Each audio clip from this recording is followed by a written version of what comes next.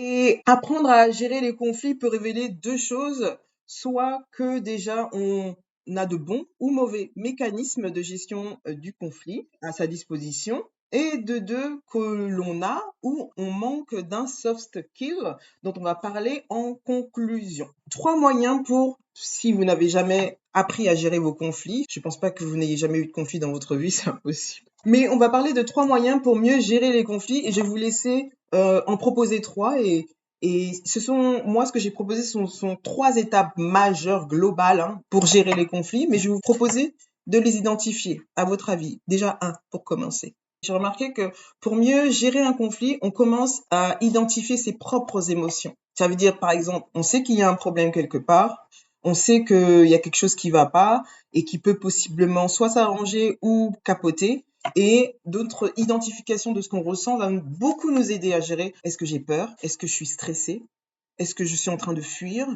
Est-ce que je suis figée? Ça veut dire que c'est pas une fuite, mais c'est dans le sens où on est bloqué, on fait rien du tout, où on laisse la situation se dérouler. Ou, comme je disais tout à l'heure, on s'en fiche, on met de côté, et là c'est la catastrophe. Là c'est genre, on s'attend à ce que la montagne tombe sur nous. Et donc, identifier ces émotions, moi je trouve, hein, vous me direz ce que vous en pensez, ça nous permet aussi de savoir où on en est et de mieux se positionner dans la bataille. On rentre pas en guerre à l'aveugle, dans le flou, on tape partout ou on fuit. Ensuite, deuxième moyen que je trouve, vous en avez un autre à proposer après cela? Exactement. Donc, on s'identifie et on identifie le profil que l'on a en face. Quel est le profil que vous avez en face de vous? Si c'est un individu, est-ce que c'est une personne logique, rationnelle? Est-ce que c'est une personne émotionnellement immature? Est-ce que c'est une personne qui fuit aussi les conflits et donc vous l'attraperez jamais pour gérer le conflit? Vous voyez ce que je veux dire? Toutes ces situations pour tenter de comprendre l'autre comme on a appris à se comprendre soi. Troisième, pour terminer,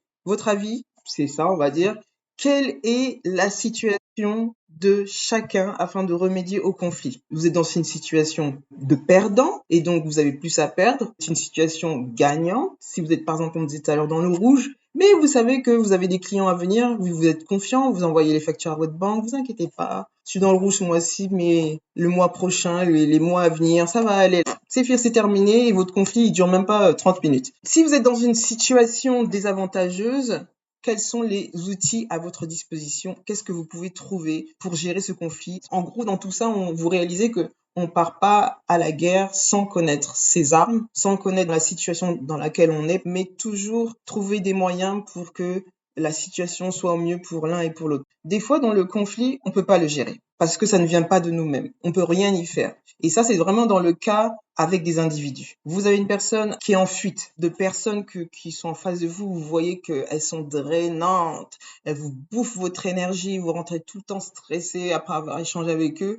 et vous savez que vous pouvez pas discuter avec eux. Ça, c'est des personnes qui ont des problèmes mentaux. C'est pas qu'ils sont fous, c'est juste qu'ils ont des problèmes de désordre émotionnel. Et donc là, c'est pas des situations à prendre à la légère. Et donc, selon ces cas-là, c'est un autre level, bien entendu. Vous réalisez que ça sera très difficile de gérer un conflit avec eux. Ça peut aller soit en justice, parce que vous n'avez pas que ça à faire d'être émotionnellement drainé, ou soit si la situation est plus complexe dans le deal, ben vous essayez au mieux le moins de communication possible et toujours éviter que cette personne soit s'en prenne à vous parce que les personnes qui ont des problèmes de désordre émotionnel, ils vont toujours chercher les points faibles et ils vont toujours retourner la situation contre vous, ils vont toujours chercher à vous rabaisser, c'est vous qui êtes le problème. Il y a beaucoup de gens qui ne savent pas maîtriser ce soft skill, c'est la négociation. Gérer les conflits, c'est apprendre à négocier. Quand on négocie, on n'est pas dans une situation de fuite, parce que de toute façon, vous ferez jamais des affaires si vous fuyez chaque